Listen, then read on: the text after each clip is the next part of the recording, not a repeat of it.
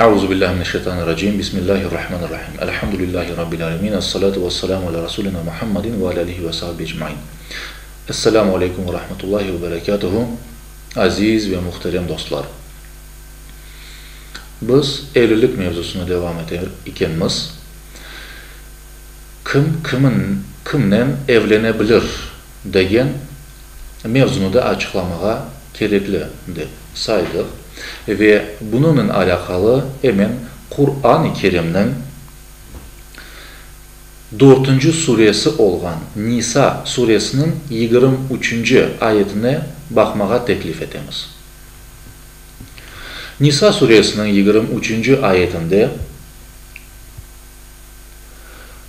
Hurrimet aleykum ummuhatukum dep başlay, yani sizlerge şunlar haram kılındı dep ve evlenilmesi yasak olgan, yani haram olgan yakın akrabalar anılıp geçer. Şu evlenilmesi yasak olgan, yani bir erkeknin evlenip olamayacağı ebediyen kıyametke kadar, yani hiçbir vakit evlenip olamayacağı kadınlar, işte bu en yakın onun akrabaları, kan soyları, işte anası, kız kardeşi, tizesi, alası ve ilahir ve ilahir. Bundan gayrı da sütten ya da emizmeden meydana gelgen bir yakınlık, akrabalık de var İslam'da. Bununla alakalı Peygamber Efendimiz bir hadis-i şerifinde şöyle buyuruyor: "Yahrumu mine'r-radaati ma yahrumu minen-nesebi."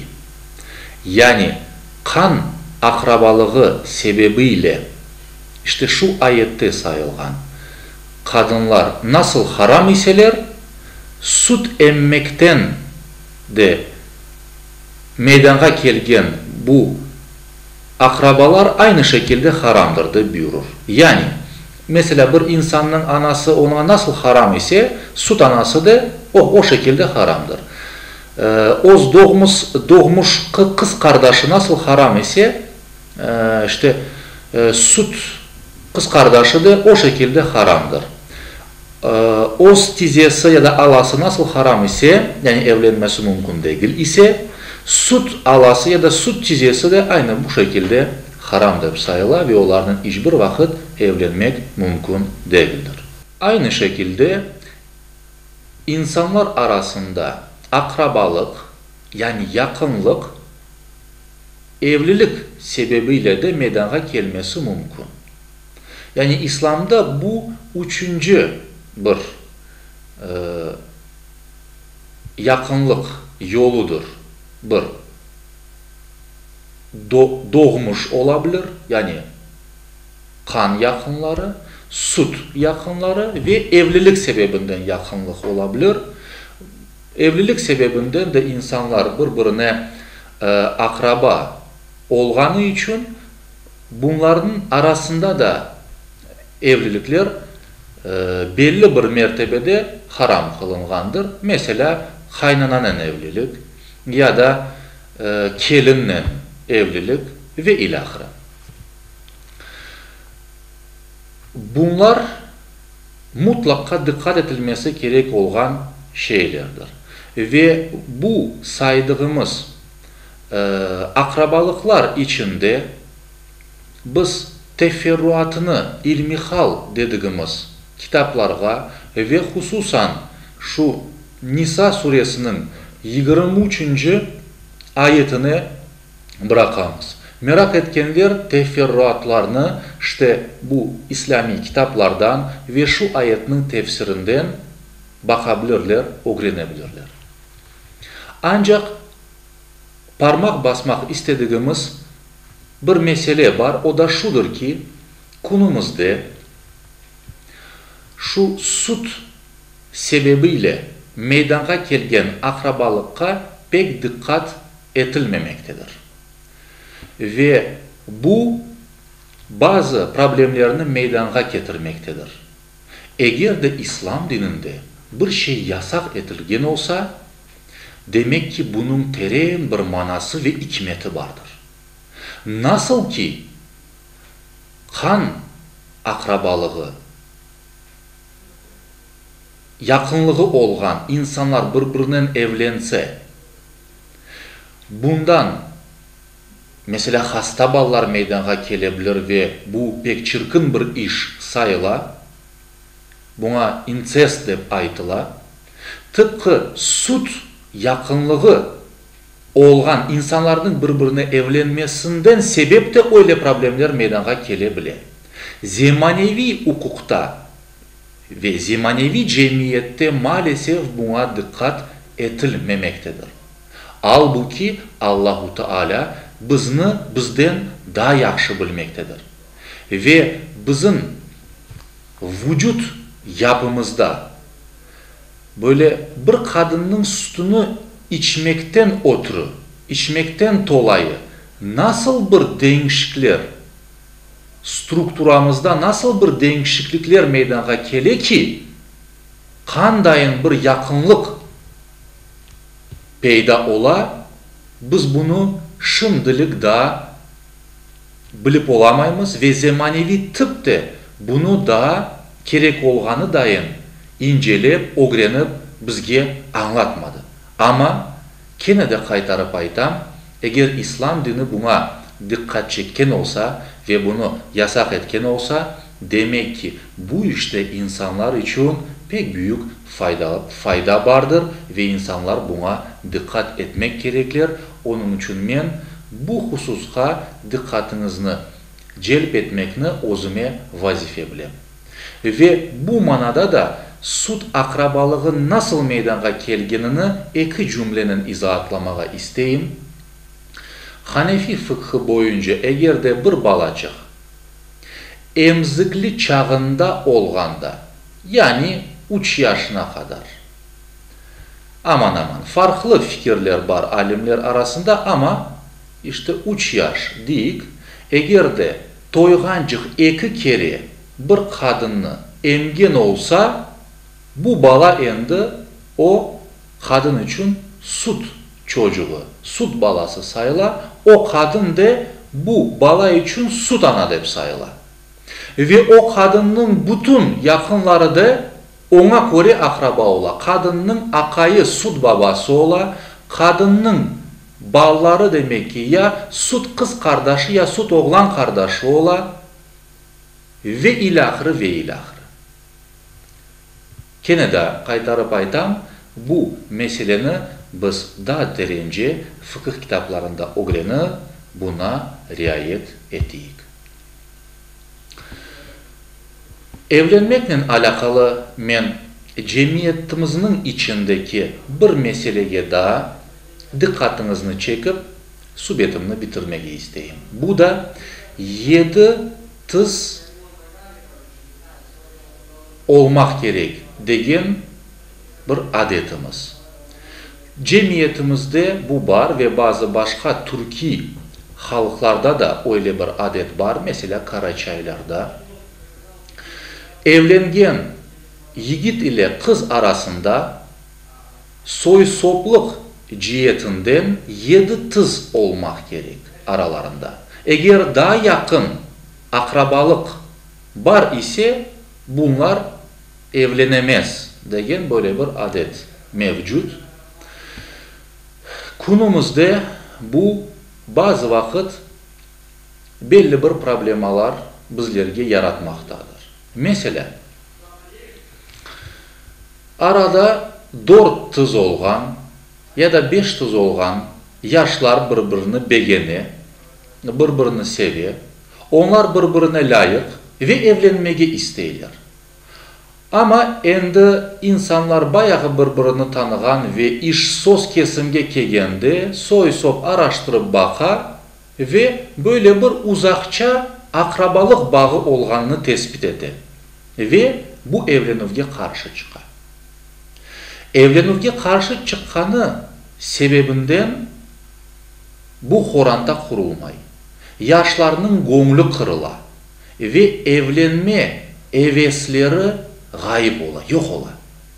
Bu yaşlar incina ve daha son bakıtlı olmayan bekim başka evlilikler gerçekleştirirler. Ya da gayrı din ve gayrı milletlerle evlenirler.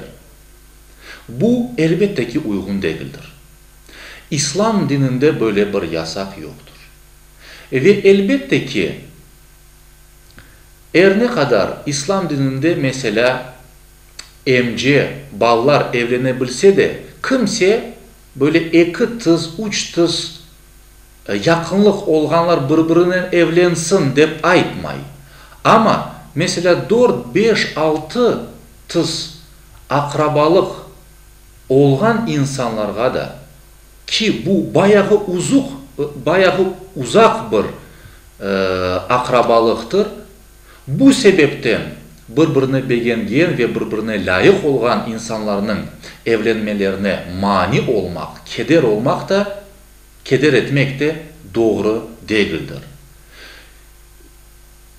Çünkü bu çoksa vakit bu şekilde 4-5 tız akrabalık olan insanlar günümüzde birbirine yakın münasebette değil ve aman aman barıp gelişmi desek de olur. Böyle birbirine barışıp gelişmeyen ve hatta birbirini tanımayan ne kadar insan 5 tız olgan, arasında 5 tız olgan kız kardeşini tanıy mesela ya da 6 tız olgan kız kardeşini tanıy deyip sual verilse ben belesem pek az insan buna cevap verir. İşte bu şekilde olganı takdirde yaş neslimizin evlenme probleması olup durganı vakit evlenebilecekleri kontingentini pek tarlaştırmak ve sınırlandırmak bu elbette ki uygun değildir. Bizim zaten bu demografik problemalarımızga ve yaşlarımızın evlenme problemalarına biz bir çözüm kıdırmak gerekmiz ve yollarını kolaylaştırmak gerekmiz ve bu sebepten bizning evvelden belkim keçerli bir sebep ile kabul edilgen bu adetni bir ko'zdan kechirib dinimizge uygun bir usulga getirmege borçluyuz. Şunu da aytmak gerek ki her şeyde ölçülü davranmak İslam dinine göre esastır. Pek yakın akrabalarla evlenmekni, mesela 2 ya da 3 tız yakınlık olgan insanlarla evlenmekni Peygamber Efendimiz de tavsiye etmiyor. Hazreti Ömer'nin de bununla alakalı sözü var. Mesela dıştan evleniniz, daha sağlıklı olursunuz, sağlıklı nesil doğar degen sözleri var İslam büyüklerinin. Ancak bunu pek ileriye alıp kıtıp 7 tızgecik evlenuvlerini yasaklamak bu aşırılıktır. Onun için İslam'daki bu ölçülü davranışını esas alıp ona göre hareket etmek gerek ve yaşlarını ona göre yönlendirmek, onlara yardımcı olmak gerek. Bundan da gayrı şu nokta belgilenmeli ki birbirine uzakçarak olsa bile kan yakınlığı olgan, mesela 4-5 tız akrabalık olgan insanların birbirine söz tapışması daha kolaydır.